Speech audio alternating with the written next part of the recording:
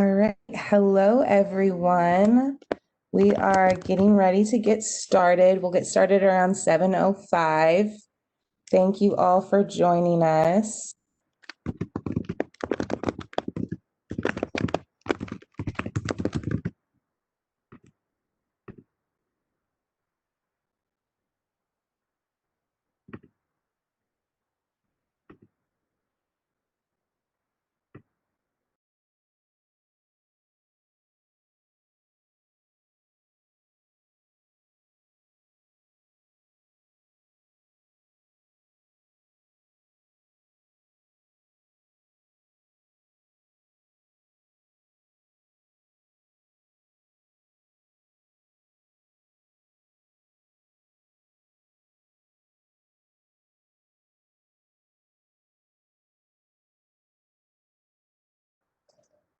All right. So, greetings, everyone.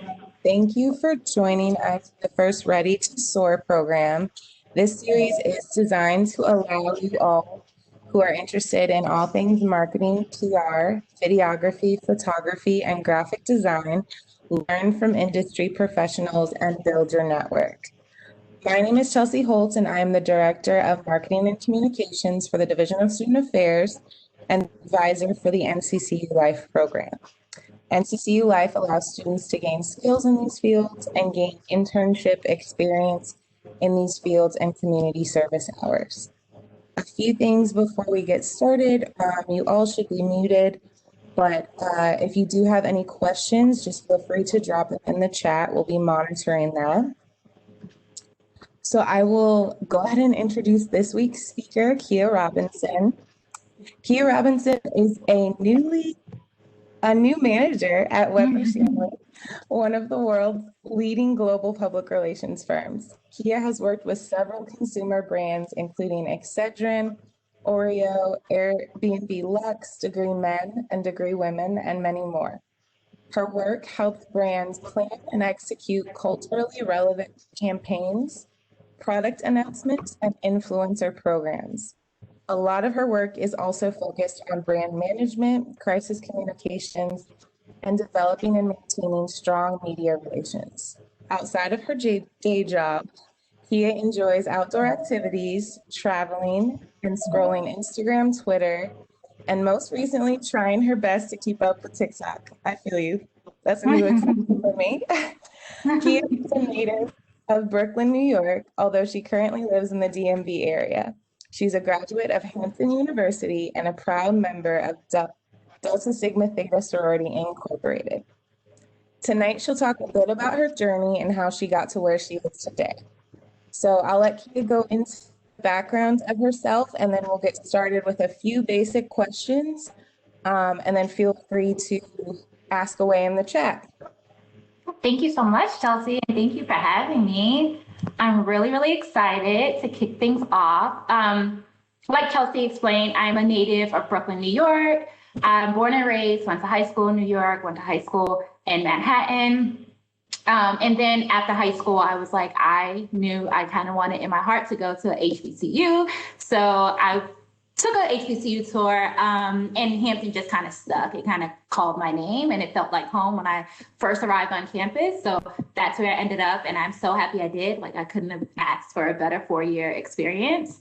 And I always knew that I definitely wanted to do something that involved me talking and making friends. Like, that's always what I said. Like, I want to talk to people all day, and I want to make friends, and I just want to hang out.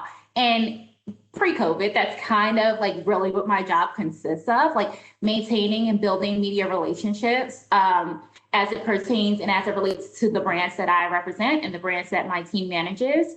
And I really enjoy what I do. So when I was at Hampton University, I did a couple internships during my undergrad. I interned at Viacom, which is like the organization that owns BET, it owns VH1, it owns Logo, MTV, Nickelodeon. It owns all those channels. And I worked in their press department, their communications and press department. So essentially my job was looking up and reading the newspaper literally every day and searching online to see who's speaking about any of our brands and any of our any of our channels, and if it's good coverage, if it's bad coverage, and really just flagging to the team who's talking about us and what they're saying about us. I enjoyed that experience. It wasn't as media focused as I wanted it to be, but I knew that that was something in the vein in which I wanted to do. I really wanted to kind of have some fun with the media people and people who write stories and people who speak about brands. So I went back to Hampton. That was right after my freshman year.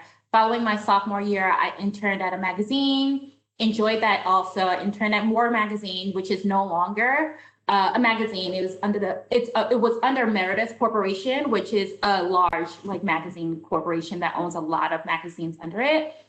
I enjoyed that. I was like the PR and events intern. So what I liked about that role is I did a lot of events, like literally every other day. I was at another event on behalf of the magazine, and I was meeting different people and meeting different editors and meeting influencers and just trying to get some more stories and people to write about the brand and write about products for the magazine and things like that. And I knew that part of that role, I really enjoyed it. It was more focused with talking to people in person, and I was able to mix and mingle and communicating more. And I really, really, really enjoyed that experience. And that was following my sophomore year. Following my junior year, actually. And following my senior year, I interned at Burson Marsteller, which is another global PR firm. And I worked with Sony, was one of our main clients. So whenever Sony was coming out with a new cell phone, it was that summer they were coming out with a new cell phone. So the team was really primarily responsible with talking to media and getting media these cell phones and kind of really playing up that this was going to be the best new cell phone out there and that they should write about it and tell their stories, tell the story and tell their readers why this is going to be the best new phone and really get coverage around this phone release and what are the perks of this phone, what makes this phone different from Apple, right? Because that's the phone that everybody goes after, but what makes this phone any different from Apple and why people should be purchasing that phone over any other. And I really enjoyed that experience. And then shortly after that internship, I hopped right on over to Weber Shandwick, which is the company I'm with now, Weber Shandwick, New York. And I began there as a account executive, assistant account executive. That's kind of like the entry level role for most people. So when you first get into agency life, it's always going to be essentially double AE, which is assistant account executive. And I started there and I've been there for 4 years, and I've been the assistant account executive, then the account executive, then the senior account executive, and then you just kind of go up the ranks that way. And yeah, like Chelsea said, I enjoy my job. I enjoy my role. It's really different every day. My primary brands that I work on right now, well, the brand that I'll probably be focusing on for the next 6 months is Oreo cookies. So anything you see about a new Oreo cookie, it's probably me and my team that did it. I handle all influencer relations when it comes to Oreo cookies. So if you ever see an influencer that has an Oreo cookie, I likely spoke to them and helped them develop that content and got product to them and kind of tailored our strategy around why we're working with this specific influencer opposed to other influencers and what we're going to say about this new product that they're speaking about. So that's kind of the gist of my job and what I do now, but I'm happy to answer any other questions you guys may have. I'm pretty open and pretty honest and fluid. So if you have any questions, feel free to ask. Yeah. Awesome. So I have some questions just to kind of get things started, but feel free to drop in the chat any questions that y'all might have specifically about what Kia just said. So you briefly mentioned how you got started in public relations, but was there a certain moment or experience that made you realize okay, this is the path for me? I know that you mentioned you wanted to interact with people, but what was it a class? For me, it was a class that I was this is it for me. But what was kind of the eye-opening experience for you? I think it was, and I actually forgot to mention this, which is probably one of the most important parts of my journey per se, is that while I was in college, in addition to the other internships I had, I interned at Weber Shandwick. So that was actually, Weber Shandwick was my first internship after my freshman year. And I enjoyed it a lot. I was like, this is great. I have so much fun. But I was a freshman. So it wasn't like I was looking for a full-time job. I had to finish my classes. I had to graduate. So after interning with Weber, went back to school. Then I interned at Viacom, went back to school. Then I interned at the magazine, went back to school. And then once I graduated, I had one more internship, and then I went into full-time at Weber Shandwick. But I will say my internship at Weber Shandwick was the determining factor of like kind of solidified that I was exactly where I wanted to be. I will always tell students, like, don't wait until your junior year. Like, if you can intern before your junior year, go ahead and do it. And I was lucky enough to have that opportunity. And thank God I did, because that internship with Weber Shandwick was kind of solidified that this is exactly where I wanted to be. I want to be working with consumer brands and consumer products. I enjoy the fact that we're always at events and we're always putting on events, but I also enjoy talking to the media and developing stories and developing articles and getting people to post about the products that we represent. Awesome. Well, let's talk about internships because that's a big thing. And I think that's important that you mentioned to get started early. So, what would you recommend for students to get started early? What are those specific steps that they should take? How can they be more desirable to agencies that are looking for interns? What sort of advice would you give them? Yeah, I think what really helped me develop and land a lot of the internships that I did were kind of these organizations that were tailored and geared specifically towards helping minority students get a foot in the industry. So there are a couple organizations out there that I personally have been a part of, but also may not have been. There are others that I may not have joined, but I still know about them, like the Emma Bowen Foundation, which is an organization that focuses a lot on students who want to get into the media industry, and they help them land internship opportunities. They help them get mentorship support. They just help them navigate that industry as a student and help them get their foot in the door. That's one organization. I participated in the T. Howard Foundation, which is another organization where I applied to be a part of the organization. They accepted me, and they helped me land an internship at Viacom. That's actually how I got my foot in the door at Viacom. I was a part of the T. Howard Foundation, and Viacom kind of has a set number of seats for T. Howard students. And because I was a part of that organization and they knew that I wanted to do press and PR and communications, they placed me at Viacom. Another one is called the Mate for A's program, which is another organization that if you're really, really interested in media and interested in communications and PR, apply for that organization. And I think that they also do an amazing job of helping students like land internships and especially students of color. That's most important.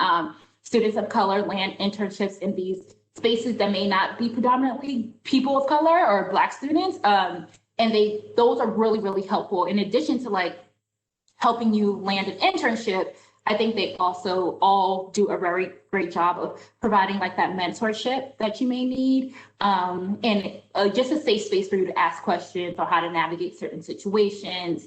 And then it kind of opens you up to a community. So I still speak to like people I was in the program with until this day, and we're all still in the media and communications industry. So I definitely say join like an organization that is geared and tailored specifically towards helping students of color or minority students get their foot in the door for media and communications careers. Awesome. And I will definitely get the names of those organizations for you so that Yes, we can put it on the final.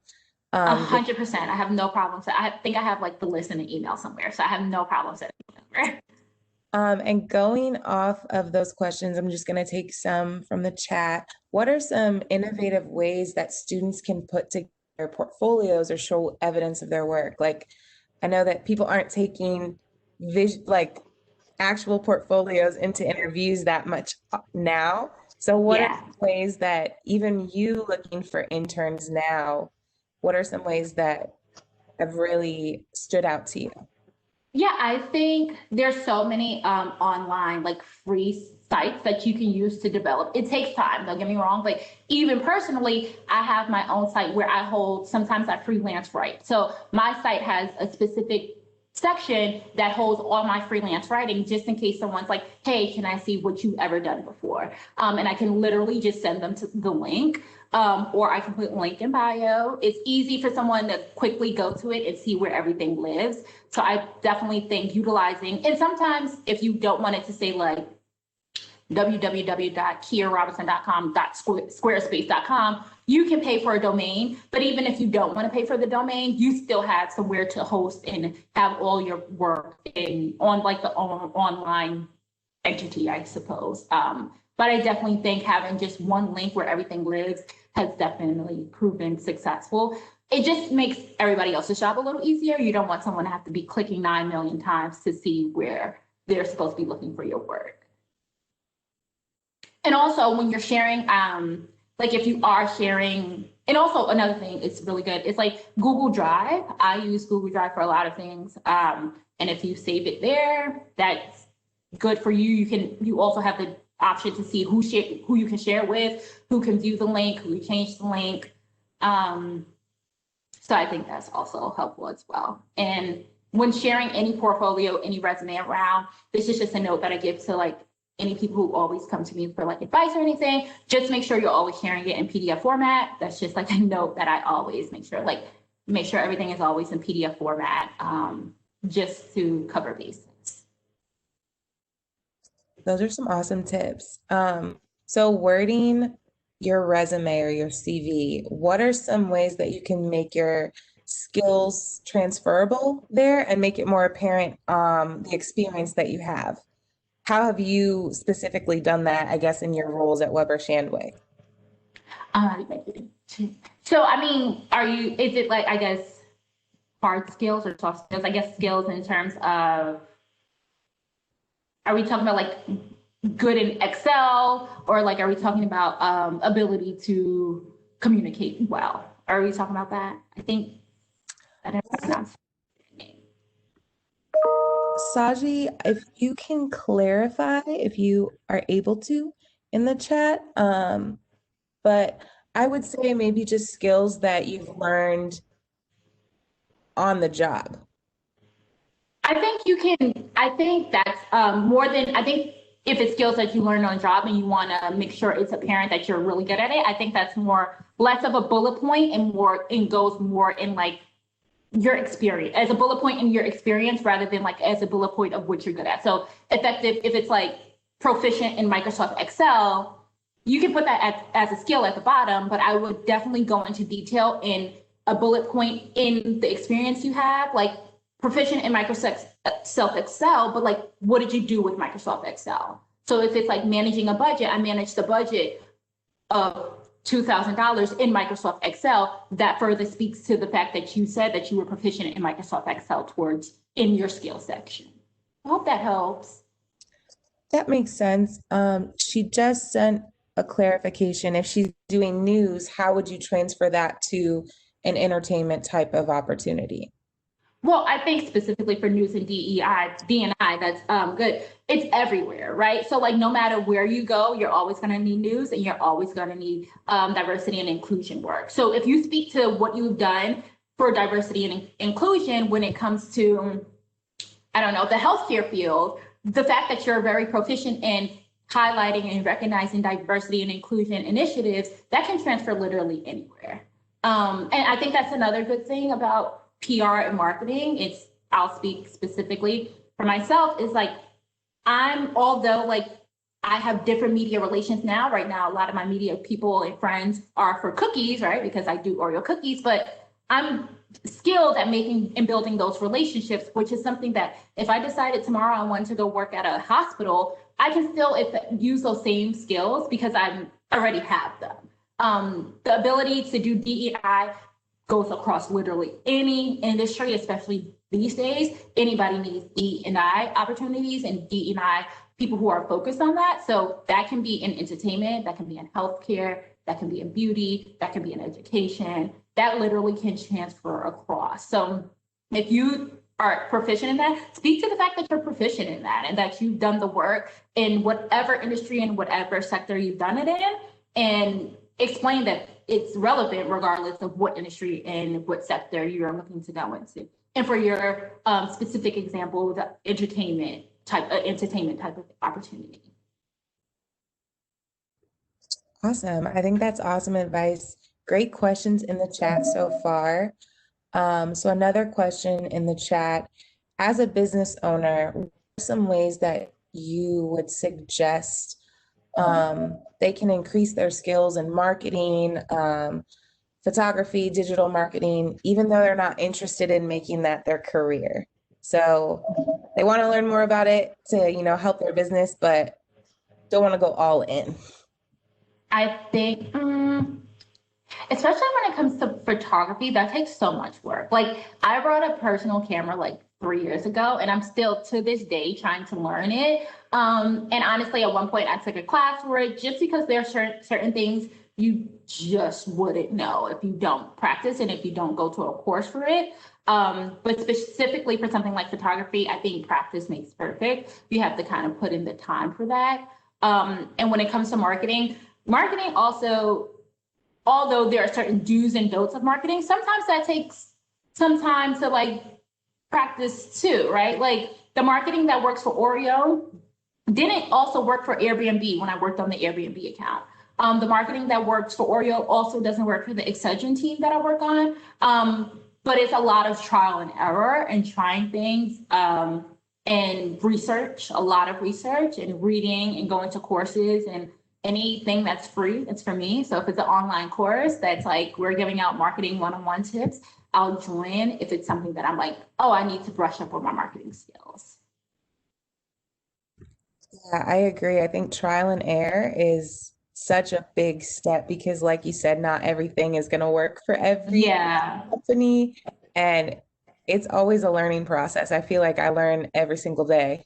Something new. Yeah, no, and because the landscape changes so much, like literally when I was like, and still trying to get the hang of TikTok, like that's another avenue that like influencers are using now. And as someone who works in industry in influencer marketing for such a big brand like Oreo, I'm like, okay, if I want to get influencers to reach this mass audience that's on TikTok, I need to know how TikTok works. Like, I need to practice on my own. I need to trial and error it on my own time. I need to really see what this market and this platform is doing so that when it goes to really implementing influencer programs for Oreo, I know what I'm doing. Now, that worked for Oreo. That wouldn't work for Excedrin, right? Like, Oreo is very fun and playful, and they kind of live like people who eat Oreos are everywhere, but like our target market is kind of on TikTok sometimes. I'm not sure my Excedrin target market is on TikTok, right? So it really determine or like really kind of just have to understand who the brand is, who your business is, what your business is, what your goals are, and who you're looking to target and who you're looking to reach.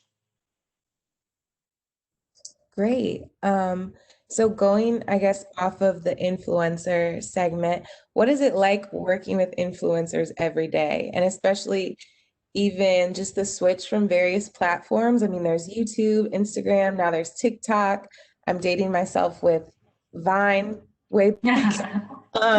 So how's it been switching to kind of learn what platforms they're on and finding those influencers?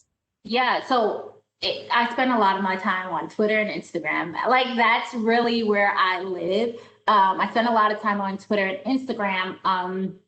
And because Oreo releases a lot of new products, but we also do a lot of different campaigns, the same influencers aren't going to work for the same programs, right? So back in March, we released Trolls Oreo cookies. That's because the Trolls movie was coming out and everybody loves Trolls, but everybody also loved Oreo cookies. So we came together and we were releasing Trolls Oreo cookies. So the same people who are excited and who are eager for these Trolls Oreo cookies aren't the same people who were excited about our mystery Oreo cookie back in January, right? So we have totally different influencers for these campaigns. And it really takes a lot of time going through Instagram, Twitter, Facebook maybe, or YouTube and seeing, okay, we know this product is coming out. What is the message we want the world to see and what the world to know about this product? And who would be the perfect influencer to pair for this product? So for our mystery Oreo cookie back in like January or maybe December of last year, we partnered with a lot of influencers who kind of work in the mystery space, right? So we partnered with the Stranger Things guy, one of the guys from Stranger Things, because that's more of a mysterious realm. We partnered with Terry Crews because he's in like Brooklyn Nine-Nine, I think that's the name of the show. It's more like mystery and detective and trying to figure things out, which is the message we were really trying to get people to play along with, right? We were like, we want the world to try to figure out and guess and detect what this mystery flavor is. Now, those same influencers would not have worked for Trolls, right? Can you imagine like Terry Crews like putting out Trolls Oreo cookies? Like it just wouldn't work, right? So for Trolls Oreo cookies, we really focus on mommy bloggers, right? We want people who are very, very excited to watch this movie with their kids, very excited to be playful with the new Oreo cookies, who's they're probably going to see the movie with their children are excited about it. So we really wanted to partner more with moms and millennial moms who have children and dads too, right? Like want to have a diverse pool of influencers in order to reach as many people as possible. So it's very interesting working with influencers. Everybody is different in terms of the type of content they post and the type of content they know their audience best. So it's very different from like anything else. I have personal relationships with influencers. So we speak on a daily basis, depending on like what program I'm bringing to life at the moment. Awesome. So going, I guess, over just an overview of what you do, what is your typical day like? And what do you really do each day? Yeah. So typical day, it changes from day to day. There is no typical day. So today, so it really depends. Sometimes I'm working on like a media list in terms of who we going out to for this new product we're launching. So Oreo has a new launch coming out in a few days. So we're like, okay, we have this product that's coming out. We want everybody to be excited about it. Which media individuals are we going to share the news with? So I sit and do a lot of research in terms of who works at what publication. So whether it's Refinery 29, Pop Sugar, Essence Magazine, BuzzFeed, all the lifestyle outlets, and kind of see who at that outlet covers food and cookies and snacks, right? So the person who covers beauty, I don't want to go to that person because they have absolutely nothing to do with, they don't care about the cookies that I'm speaking about. So I want to make sure I'm tailoring my media list according to like outlet, but also according to who works at that outlet, who covers cookies, food, beverages, and like new releases of like cookie products or something like that. Some days I'm speaking to influencers all day, negotiating contracts. They're asking for a certain amount of money, and I'm saying, hey, we can pay you this. So I do that. I speak a lot with like lawyers all day, trying to negotiate contracts in terms of like what they can and what they can't post. Let's see. Sometimes if it's pre-COVID, I did a lot of like events. So it was like, who's going to be invited to our event? What does this event look like? Where is this event happening? Do we have invitations for the event? Do we have gift bags for the event? Do we have car service for our attendees to and from the event? Who's like doing the guest list at the front door? Who's checking people in? So a lot of logistics when it comes to like pulling events together. I do a lot of like material development. So if it's like key messages or like Q&A. So like if we're pitching this product to media, if we're saying, hey, Oreo is releasing this new product, we know the media is going to have a lot of questions, right? They're going to want to know how much the product is. They're going to want to know where you can buy the product. They're going to want to know how long is the product on shelves? Is this a limited edition product, or is this permanent? So just kind of guesstimating and kind of have an idea of what the media is going to ask, and kind of developing a document that kind of already answers those questions. So as soon as I put the news out there, if it's not in my initial, pitch and my initial note to them, I already have a document that kind of probably has the answer to whatever question they're probably going to ask. So yeah, that's a lot of my day. It really differs on the day, differs on what the brand is like focusing on at the moment. So right now, like I said, Oreo is focusing on a new product announcement in the next couple of days. But next week, I'll probably be doing a lot more influencer work as we have like an influencer program coming up in like end of November, beginning. What do you like most about your role? I like that I get to be creative. It's fun. Especially now that I do a lot of influencer work, working with a lot of influencers, I get to have fun with them and get to really think outside the box in terms of what kind of content they're going to pull together, what the content looks like, where it's going to be shot at, what their captions are going to be, and just kind of working with influencers to have fun with the product. So it's not as like, it's just a cookie. It's like, yeah, it's just a cookie, but it's playful, right? Like, let's have fun with it. And let's get excited that like Oreo's always releasing new products and releasing new quirky flavors. So I think it allows me to be creative. And I also think it allows me to really think outside the box. Like, I really enjoyed the Oreo and Game of Thrones partnership, right? Like, that was I love bringing different brands together in a way that makes sense. Like, when we announced it, everybody's like, that makes sense. Like, that totally makes sense. Like, Game of Thrones is coming to an end and everybody loves Oreo and everybody was so excited about this show. And bringing both iconic brands together became such a bigger thing, but that all stems from like an idea, right? It was just a thought at one point. And somebody was like, hey, let's see if we could actually bring it together. And we were able to bring it together. So I like that it allows us to be creative. It kind of allows us to think out the box and really push the boundaries of like what an iconic cookie brand it really is. What do you like least about your role?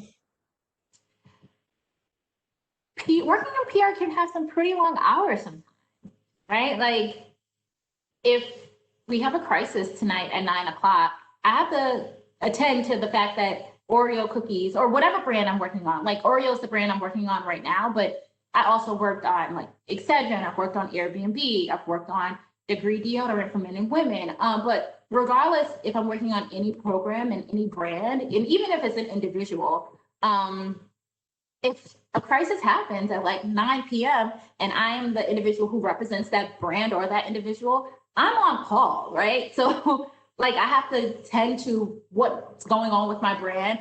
It's like a baby. You have to tend to it at every waking hour and every waking moment. And kind of if something happens immediately, that's where a lot of the crisis communication comes in. And just kind of doing a lot of brand management. And sometimes it's just a lot of long hours. It can be a little draining sometimes, but so I think that's what I would say I like least about it. But then on the contrary, when it all comes together, you're like, okay, it was worth it. But I think the long hours for the most part, sometimes it's just like, this is a lot. I understand that. You are really on call all the time.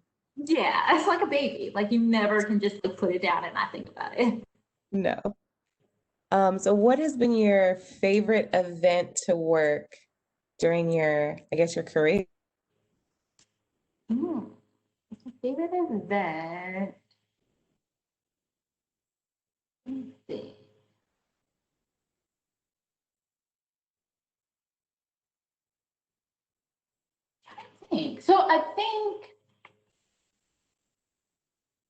I think it would have to be earlier this year when I worked. I'm trying to think really hard. I think it was earlier this year when I worked with Oreo. We did trying to think of another one. Oreo was good, but I feel like there's been another one that topped it. We announced like the most stuff campaign, and honestly, it was like Oreo coming out with literally cookies that had the most stuff in it ever. And we put together this huge slide, and we allowed people in New York City to come and slide down the slide and kind of slide down whichever lane determines or describes which level of stuff they prefer, right? So if you prefer Oreo thins, you would slide down the thin lane. If you preferred Oreo regular, which is what I prefer, you slide down the regular lane. If you prefer most stuff, and then double stuff, and then most stuff, it's more stuff. So it's thins, regular, double stuff, more stuff, most stuff.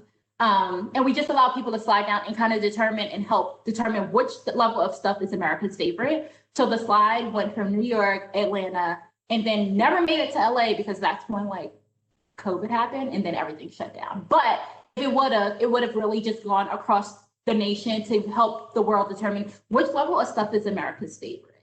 And I think that was fun. I really enjoyed that.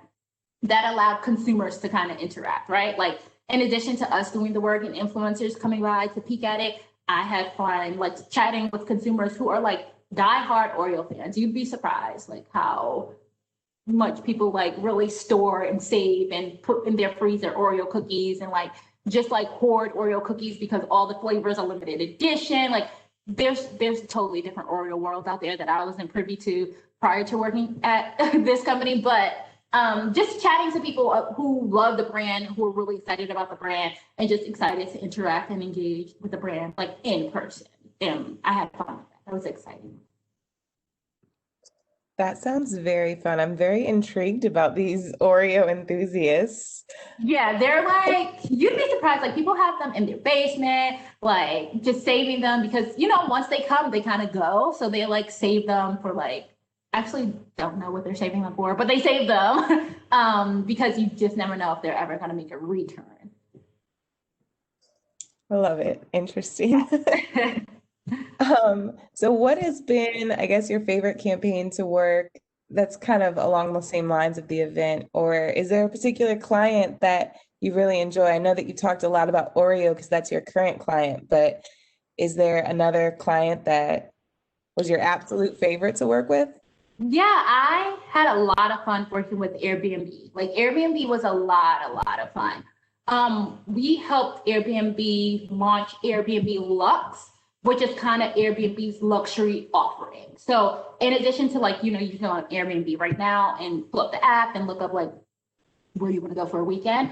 Airbnb decided they wanted to offer luxury offerings. So you can have like luxury offerings, which you can add on like a chef, you can add on like a housekeeper, you can add on a babysitter. So we helped them launch that. And that was a lot of fun. I think it was a lot of fun, one, because I love to travel and I love Airbnb, but because it was just like a different take on like the Airbnb we all kind of know.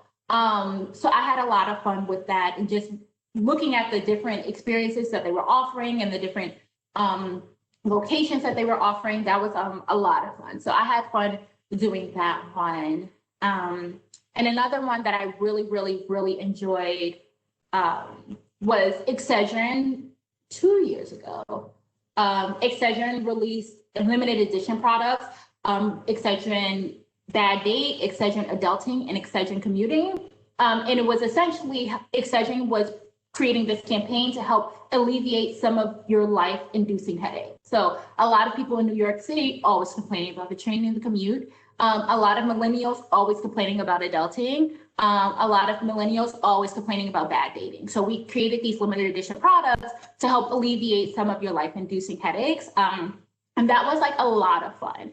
I think it was a lot of fun because it was culturally relevant, right? Like literally one of the things that I hated most in New York City was taking the train. Like, and the fact that you're creating a product for me because like, you know, that's my headache. It's like, oh, you see me, it makes sense. And then adulting, like I've been complaining about adulting since I've been an adult. So like knowing that that's one of my headaches and you created a product specifically to cure my adulting headache, kind of like, oh, you see me, it makes sense. And also bad dates, like people are always complaining about like the dating scene and dating in general. So like creating a product for that, it just felt good because it kind of resonated a lot with the consumers. A lot of people were tweeting about it. A lot of people were like sharing on Instagram their personal bad date, headache, adulting or commuting experiences. And just the rollout of that program was exciting. So I think a specific and key part of that program was that I really enjoyed was the idea that the team was like, knowing we're coming out with this product, this commuting product, and we're giving it away for free, let's just give it away for free at the train stations where people hate the most, right? Like, so as people were getting on and off the trains, they were being greeted with Excedrin commuting headache products because it's like, we know that that was just an experience for you. So have some Excedrin on our behalf because we know that commuting in New York City specifically can be a headache. So I really enjoyed that program. I think it did so well. It was so culturally relevant, and it just kind of made sense. And it got a lot of awards and a lot of accolades for it too. So that was another campaign that I really had fun with. That sounds like an awesome campaign. I love that Excedrin is just something that's always in your medicine cabinet. You don't think about it, but Right. it needs to be marketed. And the creative way that y'all came up with how to market it and make it very, very relevant and fun. And that's another thing that I was speaking about earlier in terms of like, it just allows you to think outside the box a little, right? Like, how are we going to make this product Excedrin, which it's a pain reliever, right? Like, it's not the sexiest thing alive. It's not like, oh my God, it's Excedrin, but like, how are we going to make this fun? And how are we going to get people talking about it? And like, what are we going to do to get that to happen? And I think the Excedrin team does a really good job of always finding new and exciting ways to keep a product, which is a healthcare product, a little exciting and culturally relevant. Like a couple of years ago, we also did bad election headache limited edition products because at the time, this was when Trump and Hillary were having their final debate, I think. So at that time, we were like, we all have a headache.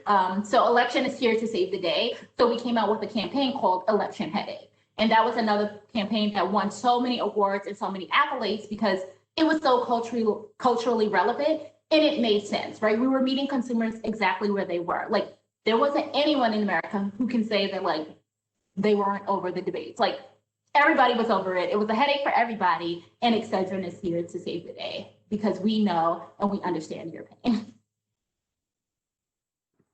Love it. I feel like I could have used that a couple days ago. I know. Like, can we? Yeah. So I guess going on, you've just talked about it, but you've been talking about it, I guess, throughout this whole time, staying culturally, I guess, relevant and keeping up to date with everything that's going on. What do you do to, I guess, stay on top of that? What would you recommend for our students to kind of think about, think about when we're working on campaigns, how to take what's trending and apply it to a client? Yeah. So every week, every morning, well, not every week, every morning I wake up and I read Ad Week, which is like a daily newsletter from a marketing trade. And it kind of gives me the lowdown of like what brands are doing what and how they're tapping into culture. So that kind of allows me to look differently at like what my brands are doing and seeing like, oh, okay, so our competitors did this, which was a great idea. Now, how can we do that our way, but differently, or kind of have a one up on them? Reading the trades, really, really good idea. Like, especially if you can tap into their newsletters. It just allows you to see what people are doing and how they're getting creative on their own and how they're creating like how they're also getting culturally relevant and kind of tapping into like the insights of like consumers, right? Another reason why I spend a lot of time on Twitter and Instagram because, well, Twitter specifically, because that's where people are talking, right? People are always talking on Twitter. They share literally everything, maybe too much on Twitter, but like it helps me because it allows me to see like, what are you guys interested in and what's trending at the moment? And how can my brand either insert ourselves in this conversation, but do it in a way that makes sense for our brand. We don't want to be in every conversation, right? Like, I do not want my brand to be in every trending conversation. That is not what I want. But for an example, when it came to Game of Thrones, everybody was talking about Game of Thrones for like so long. Like, they were waiting for the season finale. And it's like, okay, what makes sense and how can we leverage this to our advantage? Oh, so let's create Game of Thrones Oreo cookies. And then they went like viral, right? Because that's something that the consumers really were already talking about. I don't need to like, I can just meet the consumer where they were. Example, even with Excedrin, people always complain. Literally, when I was living in New York, the first thing I do if I'm late on the train is I tweet about it. Why? Because I'm like, I'm annoyed, and that's where you share all your annoyed thoughts sometimes, right? You're meeting me where I'm already at. You knew that I already had a headache with the MTA or with the transit system. So creating a product that says like commuting headache limited edition, it's like, oh, so you saw my tweets. Okay, so you're reading and you're following it along as well. But definitely staying up to date with what people are talking about. what other brands are doing, whether that's on Instagram, whether that's on Twitter, just kind of having your pulse on the culture and seeing what's cool and what's not, or kind of alleviating and like solving, helping people solve problems, right?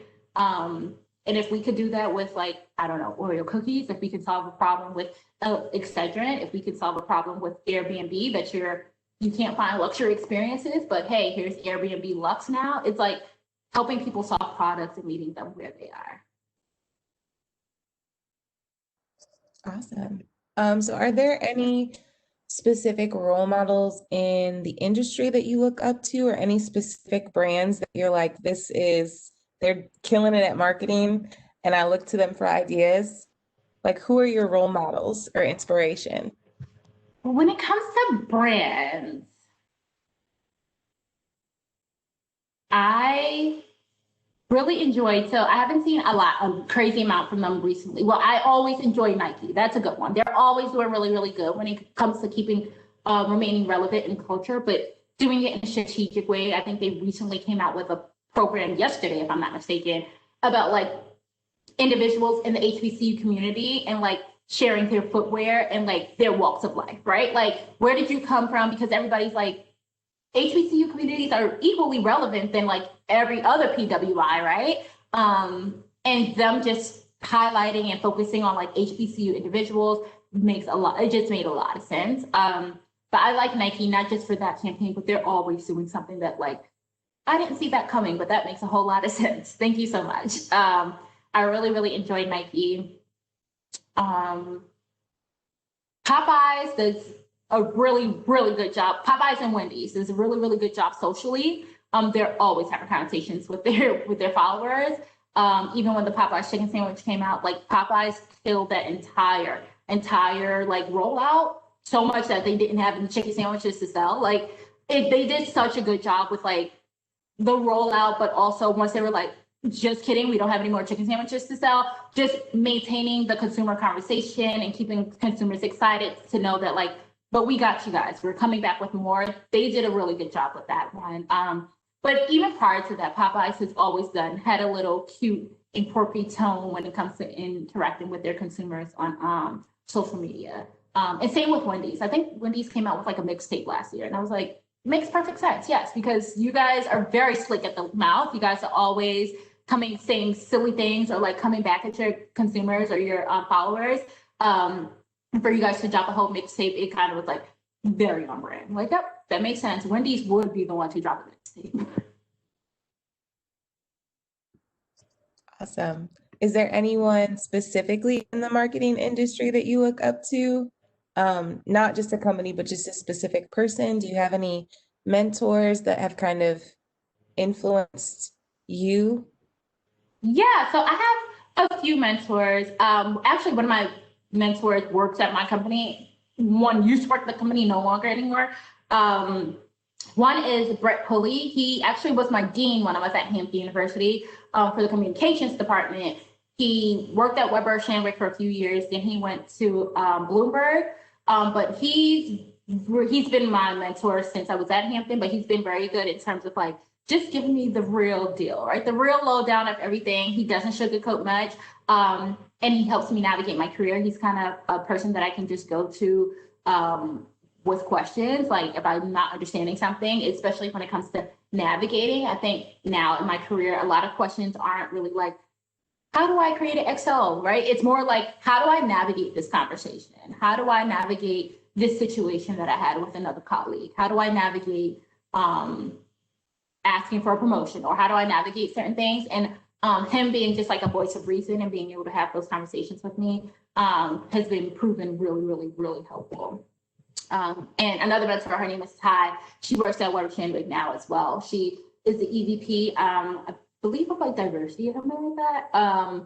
She's been really, really helpful. Another person where in addition to her being at my job, I feel like when we have conversations, that barrier is eliminated. And that's what I like the most about mentorship is like, yes, you work here, but it doesn't feel like it. It's really me coming to you for advice regarding my career. So it's like, hey, should I be looking for a new job now? She's very honest and very real with like, sure, I work here too, but like your career is not my career, but like, so I'm willing to help you and answer those questions and help you navigate those situations as well. Great.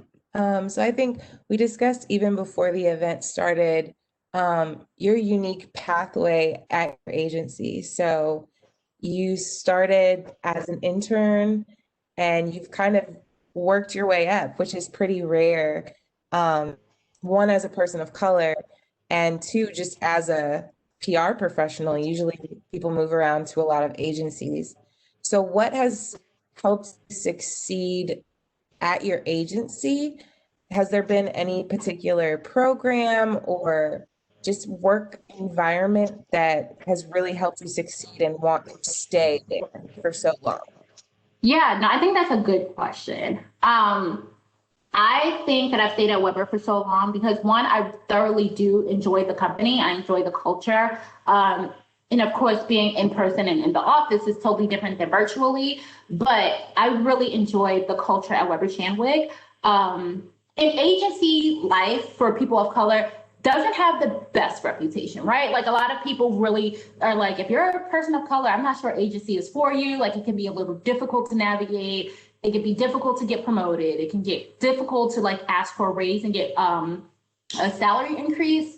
But I think Weber has done all of that for me, but also speaking to my other friends who are in other agencies or competing agencies and knowing what their experience is like, it's, for lack of better words, I'm always like, I don't have those problems, right? Like when I hear like the different experiences from other agencies, it's like, oh wow, like I didn't know that other agencies were like having those same struggles, especially when it comes to like people of color, which is where it comes to like maintaining. So like, sure, people of color can get in the door at these agencies, but what you really want is for them to stick around.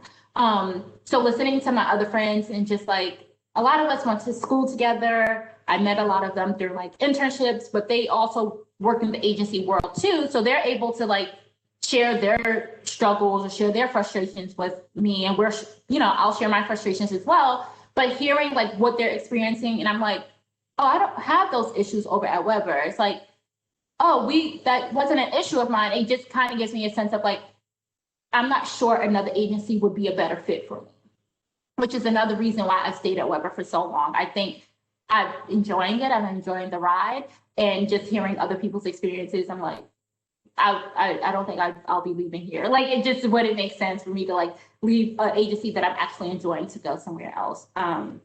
And I've been there I've been there for a while, but they've been treating me well, for lack of better words, and I'm enjoying the culture there and the experience there. And now that I've transferred from Weber Shandwick, New York to Weber Shandwick, DC, it's still such a like, regardless of the state, it's still such the culture kind of remains the same. And that's just my personal experience, right? I have to speak for Kia. Like other people of color at Weber may have a totally different experience than I do, but that's my experience, and that's kind of how and why I've stayed for like 4 years as a millennial and a Black woman at an agency, which is like so rare. Yes, thank you for that. I think, like you said, it is rare for even just millennials to stay in the same job Yeah. for, more than a few years. So I always think like when you're at a company for so long, what is the deciding factor? And the fact that you said culture is really enlightening. And I guess going off of even the frustrations that your friends may have experienced, because I've heard, just even dealing with myself and hearing my friends who also work in agencies, their frustrations. Is there any encouragement or advice that you might have for students who are looking to work in an agency? Kind of going in with the fact that you might be the only one that looks like you at a specific agency for a while. Yeah, I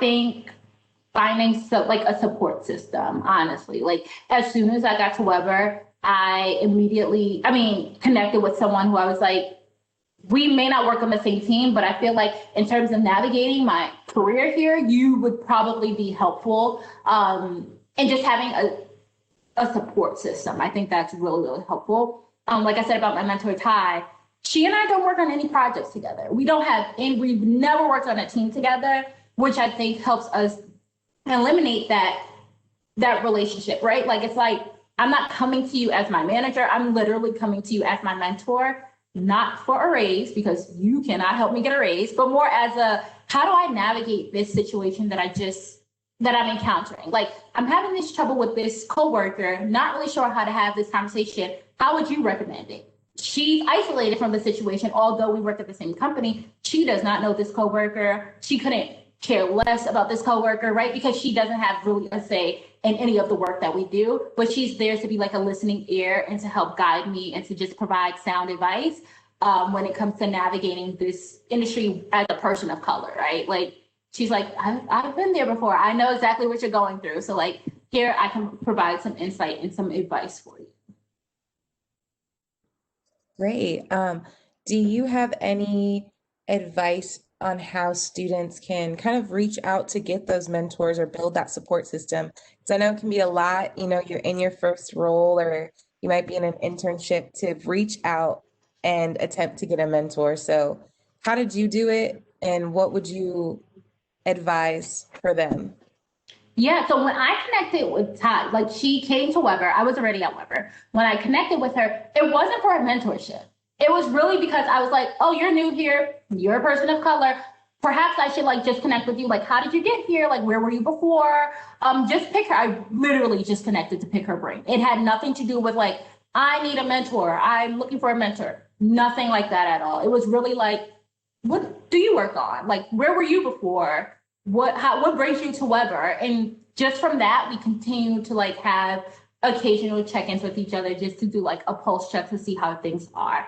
Um, when it comes to internships, something that has proven helpful for me is literally just connecting with someone like, hey, can we have 30 minutes to catch coffee? Virtual world, you can do virtual coffee. Like, hey, can I have 30 minutes of your time just to chat and ask a few questions? People love talking about themselves. I can tell you that right now. So like if you tell somebody, I want to talk to you about what you do for work, they're like, sure, if they have the time, they'll make the time to literally talk about themselves for 30 minutes. So I think just reaching out and asking like, hey, do you mind catching coffee with me or like chatting with me for a little bit? I have a few questions about navigating my career. Most people are pretty open to just listening and chatting for 30 minutes.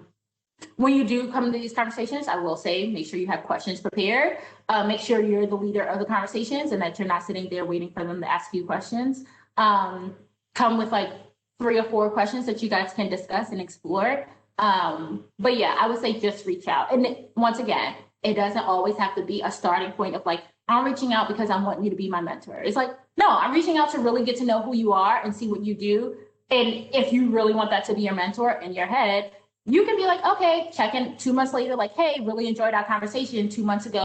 Wanted to do another check in just to see how things were and to keep you updated on my progress and what I've been working on and ask a few more questions. Once again, always come with questions. Don't come and like, make sure you come to them with questions when you start these conversations so that they know that you're kind of leading this conversation because you were the one who kind of suggested it.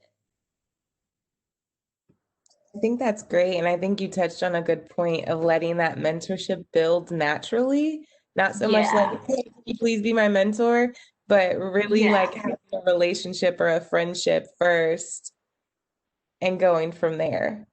Yeah, it's funny because even though like Ty, like I think we call each other coworkers. Like I don't tell people. It's not like oh this is my mentor. It's like no, this is my colleague. Like we work at the same company, but like she helps me and supports me as a mentor. So she helps me navigate the like challenges of someone who's not as senior in her career as she is. That's awesome. So going back to culture, you've talked about culture at Weber a lot. So what would you recommend that students look for in an agency culture? Is there, a few key things that you're like, okay, a good agency should make sure that this is part of their culture. What would you recommend? I would definitely say, I mean, and honestly, when it comes to this, it's hard to be like, I'm not going to go to that job because like they don't have this. Because like in this day and age, everybody's like, I just need to get my foot in the door. But I would definitely make sure when you're searching for opportunities that like they have some type of initiative in terms of what they're doing for their employees of color, right? Like, what are you guys doing for us? Or like, do you guys have a group? Do you guys have an organization? Do you like at Weber, we have a organization specifically for, excuse me, Black employees. And we have another resource group for like LGBTQ plus employees, another resource group for like Asian employees, and then Latinx employees. So like looking for those resource groups, I think that really contributes to the culture, but also participating in the resource groups, right? Like it's one thing to have them, but if like nobody's showing up at the meetings, it's kind of like we just have it on our website because it looks cute. Like no, actually participate in the resource groups that speak to you once you arrive at these agencies. And I would also say, if possible, speak to people who work there prior to you like actually going into the door. That will help when it comes to your transition as a new employee so that they know to look out for you. And also so you can get a sense of what they're experiencing or what they've experienced and what your experience might be like. And once again, I think a lot of people are pretty open to having conversations in terms of like, hey, do you mind if I pick your brain about like your experience here? So if you can do that, I would definitely recommend and suggest doing that. Great. So if you could leave the students with one piece of advice, what would it be? Why? Just why? I mean, feel free to add some more. If I could be one, I think one would be, well, I think I may have two. So one is definitely cast your net far and wide when it comes to like if you're looking to get into the industry. Another thing that I like about the agency life is that I work on different brands, right? So one day I'm working on Oreo cookies, next day I'm working on Excision, next day I may be working on Airbnb. I like the fact that agency allows me to work on different brands, but like I don't have to be at an agency to do that, right? Like I can work at different brands across like in-house opportunities. So I would say cast your net far and wide for any opportunity you're applying for. If you want to work in tech, PR and community, everybody needs PR, communications, marketing, visual media in PR, in tech. If you want to work in healthcare, everybody needs PR, marketing, visual communications in the healthcare industry. Like literally anywhere you go will need anything related to communication. So whatever you want to do, you can literally do it, especially if you're in this industry. Like cast your net far and wide because it's 100% possible for you to work literally anywhere when it comes to this industry. And I think the other thing is to kind of be patient with yourself. I think when I was at Hampton, I was a great student at Hampton. Like it was nothing for me to get A's and B's. Like work came easy for me. Like I didn't hate school. It was like doing work and like getting good grades kind of came easy. But then I realized that the work in university and like at the college was totally different than the work in real life, right? Like, sure, I did textbook work at school, but when I got into Weber Shandwick, I was like, teach us this? Like, what do you mean I have to do this? Like, a lot of things you really just have to learn by trial and error. You literally have to live it to like learn it. And I had to really, really be patient with myself in terms of like, okay, Kia, you may have gotten like A's and B's at school, but like, this is totally different and things take time to learn and to grasp. So I would definitely say be patient with yourself when doing that because it just may not be as easy of a transition as you may think it will be. And I learned that for myself. Like it was like when I first got there and I was like, why am I not learning this so easy? Like I'm a pretty good learner. Like I'm a pretty smart person. And then when I got there and I was like, this is a little challenging. Like things were a little difficult and also it's such a fast-paced industry that things move so fast. And I'm like, I didn't even finish learning the last thing. How am I supposed to learn this now? So it was just like me learning to really, really, really be patient with myself when it comes to like, you were a good student, but now you're like, you're a big girl. This is your first big girl adult job. So things are going to be slightly different in terms of like the learning curve and the time it takes to learn certain things. I think that is great advice, specifically the being patient with yourself. Yeah. Because yes, coursework is so much different than real life. Um, Yeah. so I'm gonna just give a reminder to everyone, drop your last few questions in the chat. And while they're doing that, where can these students follow you? Like, can they follow you on Twitter, Instagram? What's a good Yeah. You can way follow for me them to on get Twitter, contact? Instagram. You can follow me on LinkedIn. My Twitter and Instagram is both Dear Kia Imani. I can put it in the chat, I think. And my LinkedIn,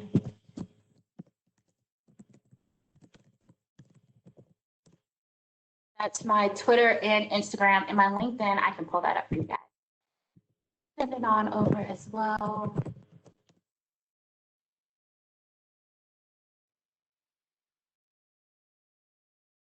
But yeah, feel free to reach out. If you have any questions, I'm always open to answering questions and chit chatting. Yes, my LinkedIn.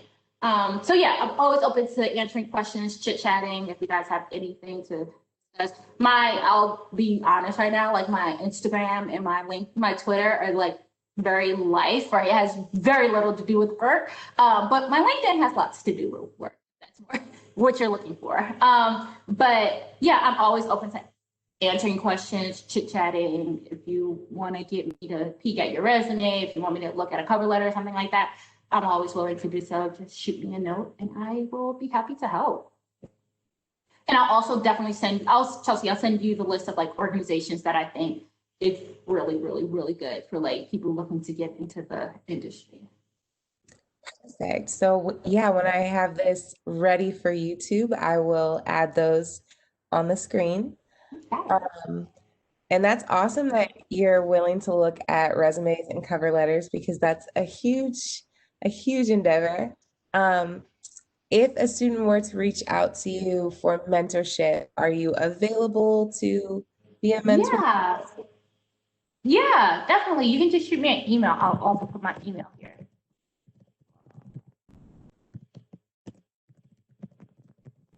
I always laugh at like when people are like, "Can you be my mentor?" And I'm like, "Girl, I'm trying to figure it out myself." But I'm always working and always willing to help people answer any questions and navigate situations that I may have already experienced. I have been like I graduated 4 years ago, so I have just a little bit of experience, not a lot, but I have a little bit of experience, and always willing to like help wherever I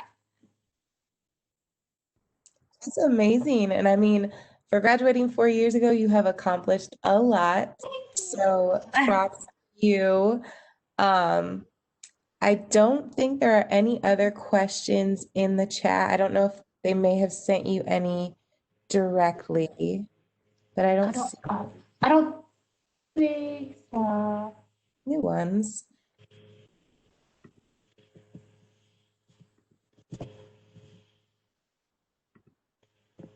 Oh, you're so welcome.